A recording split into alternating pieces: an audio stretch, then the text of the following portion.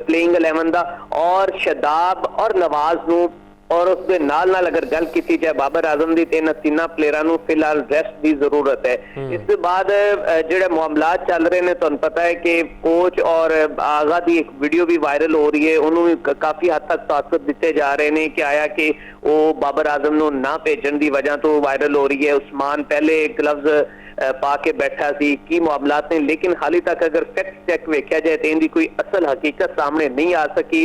सब लोग अपनी अपनी जी मुख्तलिफ आराह का इजहार कर रहे हैं और यह कह रहे हैं कि जी ये मामलात जो बाबर नूं ना भेजने की वजह तो भी हो रहे हैं। कोई कह रहे हैं कि वो सलमान अली हैगा आउट हो चुका सी और इस वजह तो अपना गुस्से का इजहार कर रहे थे। ਤੁਹਾਨੂੰ ਨਹੀਂ ਲੱਗਦਾ ਕਿ ਬਾਬਰ ਆਜ਼ਮ ਦੀ ਪਰਫਾਰਮੈਂਸਿਸ ਜਿਹੜੀ ਖਰਾਬ ਨੇ, ਕੈਪਟਨ ਵੀ ਇੱਥੇ ਜ਼ਿੰਮੇਦਾਰ ਹੈ? ਕਦੀ ਵਨ ਡਾਊਨ ਦੀ ਪੋਜੀਸ਼ਨ ਉਹਦੇ ਕੋਲ ਛੀਨ ਲਈ, ਫਿਰ ਕੱਲ ਨੰਬਰ 4 ਤੇ ਭੇਜਣਾ ਸੀਗਾ ਤੇ ख्वाजा नाफे ਨੂੰ ਭੇਜਤਾ ਤੇ ख्वाजा नाफे ਆਪ 5 ਰਨ ਬਣਾ ਕੇ ਆਊਟ ਹੋ ਗਏ। ਹੁਣ ਇਹ ਵੀ ਹਾਈਪ ਕ੍ਰੀਏਟ ਕੀਤੀ ਜਾ ਰਹੀ ਕਿ ਅਗਲੇ ਮੈਚਾਂ ਵਿੱਚ ਸ਼ਾਇਦ ਬਾਬਰ ਨੂੰ ਓਪਨਰ ਭੇਜਿਆ ਜਾਏ।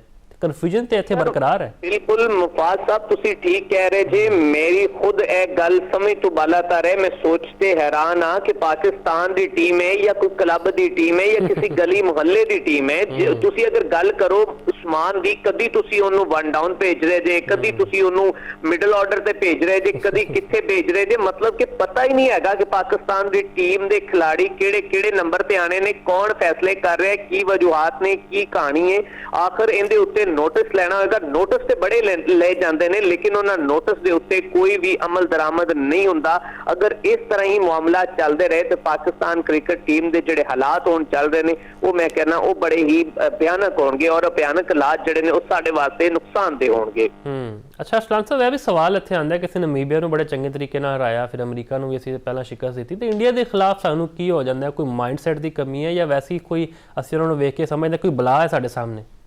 इवें हाथ पैर खुल जाते हैं। बिल्कुल अगर इंडिया की गल करिए ना तो इंडिया की गल मैनू लगता है कि साडे जिहड़े प्लेयर ने और साइकोलॉजिकली वो इन्ने को प्रेशराइज होंदे ने कि जदों ही इंडिया का नाम सुनते हैं। तुसीं ये खुद देखो कि हुण तक असीं ICC के T20 के 17 मुकाबले कर चुके हैं और उनके विचों तकरीबन असीं 3 मैच जीते हैं ते उस तो अलावा कोई भी असीं उन्हां दे खिलाफ कामयाबी हासिल नहीं कर सके।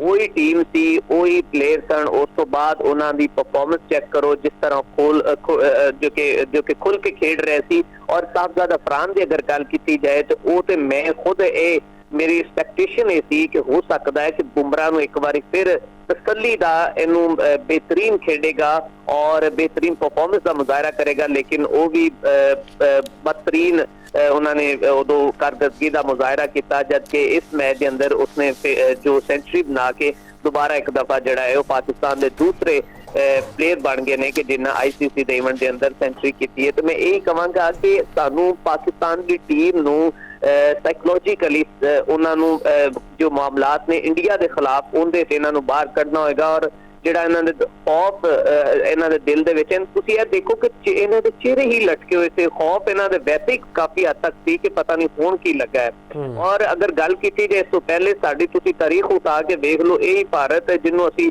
सिगनी का नाच नचाया, यही भारत जिन्हों असीं जंगां दे विच असीं मैदानां दे विच भी हराया, लेकिन अज दे साडे जिहड़े नवे खिलाड़ी ने ये इन्हां दे अगे सानूं ढेर होंदे नजर आ रहे हैं।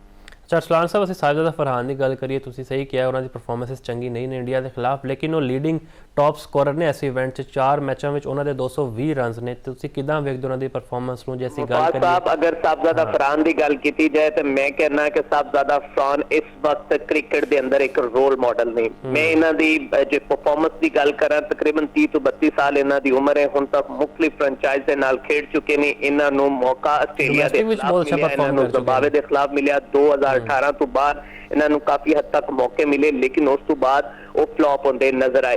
लेकिन उस बंदे ने यह किया कि जदों तुसी एक इरादा कर लेंदे जे, जदों तुसी कुछ चीज नूं हासिल करन दा एक अपना माइंड सैट कर लेंदे जे, उदों तुहाडे अगे कोई भी पहाड़ जिहड़ा है वो भी कोई वड्डी चोटी जिहड़ा पहाड़ भी तुहाडे अगे कुछ नहीं हैगा। साहिबजादा फरहान की अगर गल की जाए तो नेशनल T20 कप के अंदर तुहानूं पता फैसलाबाद विच जो उन्हें परफॉर्मेंस का मुजाहरा किया, उन्हें डबल सेंचुरीज कीतियां, उन्हें 150, उन्हें स्ट्राइक रेट, उनकी परफॉर्मेंस बेहतरीन सी।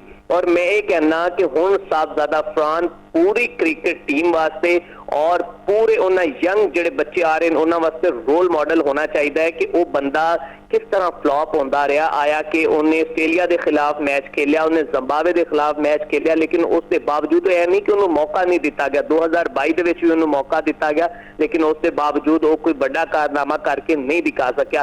लेकिन उन्हें अपनी गलतियां तो सीखा, वापस गया, उन्हें डोमैस्टिक क्रिकेट को टाइम दिता, उन्हें डोमैस्टिक क्रिकेट के रन के अंबार लगाए और उन्हें नैशनल T20 कप के अपनी परफॉर्मेंस दिखा के यह साबित कर दिता कि जो तुसी मेहनत करते जे तो कोई भी तुहाडे वास्ते मुश्किल नहीं होंदा। जबकि जिहड़े इत्थे साडे किंग ने, जिहड़े इत्थे साडे प्रीमियम ने, वो जनाब अपनी उन्हां दी धौण दे विच सरिया सानू नजर आंदा है कि वो कहंदे ने कि असीं तां उन्हां दा तां डोमैस्टिक क्रिकेट जिहड़ा खेडना ही बड़ा उन्हां वास्ते नागुज़ीर गुजरदा है। यही अगर असीं भारत की गल करिए तो भारत की जिहड़ी रणजी ट्रॉफी है, तुहानूं पता है कि उहदे विच हुण तक उन्होंने किन्नी अपनी प्रोडक्ट जिहड़ी तैयार की, किन्ने किन्ने प्लेयर उन्होंने उत्थों तैयार किए ने और हुण तक भी जिहड़े प्लेयरां नूं मौका नहीं मिल रहा। अगर शामी की मैं गल करां, मैं शामी दे कल ही देख रहा थी कि वो हाल ही तक भी उत्थे रणजी ट्रॉफी दे विच बेहतरीन परफॉर्मेंस कर रहा है, वो डोमैस्टिक क्रिकेट खेल रहा है। लेकिन साडे प्लेयरां दे विच एक ऐसा दिमाग दे विच बाहर पैदा हो जाता है कि कहने कि जदों असीं कोई इंटरनेशनल क्रिकेट दे विच आ जाने, कौमी टीम दे विच आ जाने और उस तो बाद साडा जाके डोमैस्टिक और इन्हां छोटे मैदानां दे विच खेडना शायद उन्हां वास्ते बिस्ती का बायस होता है। लेकिन मैं बार बार कहवांगा कि साहबजादा फरहान वो जो क्रिकेट खेड रहा है, जो उनका हौसला सी, जिस तरह उन्हें स्ट्रगल की है, जिस तरह उन्हें मेहनत की है, वो कमेंडेबल है, एडमायरेबल है और उनके तो इन्हों सीखना चाहिए है। अच्छा अरसलान साहब, असी गल कर लीए शाहीन शाह अफरीदी की। तुहानूं पता उन्होंने ड्रॉप किया गया तो सलमान मिर्जा नूं मौका लभ्या है इस टीम विच, ते यह फैसला तुहानूं नहीं लगता बहुत पहला कर लेना चाहिए सीगा? जिहड़ा इंजरी सीगी उन्हां दी, एक सवालिया निशान सीगा उन्हां दी फिटनेस उत्ते।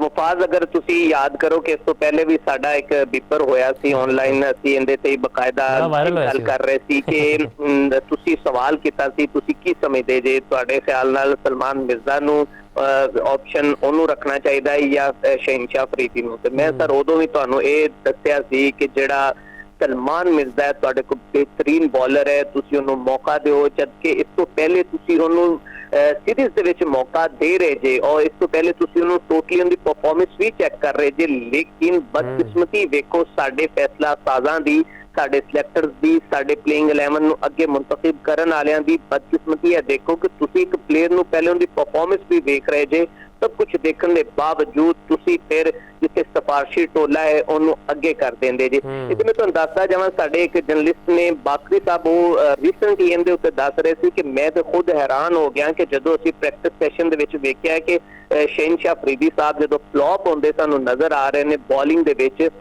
वो प्रीमियम फास्ट बॉलर ने कि जिहड़े पहला एक ओवर अगर उहदे च इन्हां नूं एक भी छक्का लग जांदा ते इन्हां दे पूरे बाकी जिन्ने भी 4 ओवर ने वो इन्हां वास्ते मेरे ख्याल नाल जिहड़ा वो इन्हां वास्ते करने बड़े मुश्किल होंदे ने और हर बंदा जानदा कि इन्हां दे उस तो बाद सांस फुलने शुरू हो जाते हैं। वो प्रीमियम फास्ट बॉलर ने पाकिस्तान दे।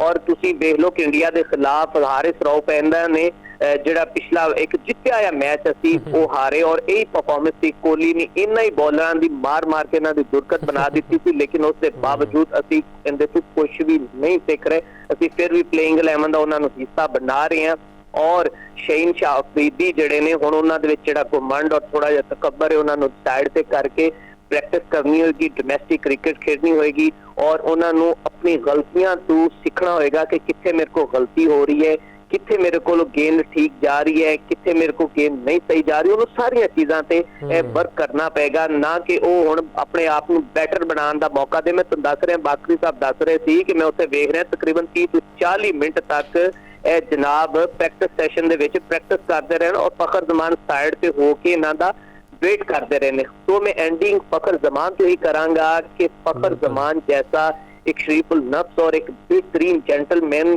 प्लेयर मैं अपनी जिंदगी नहीं देख रहा।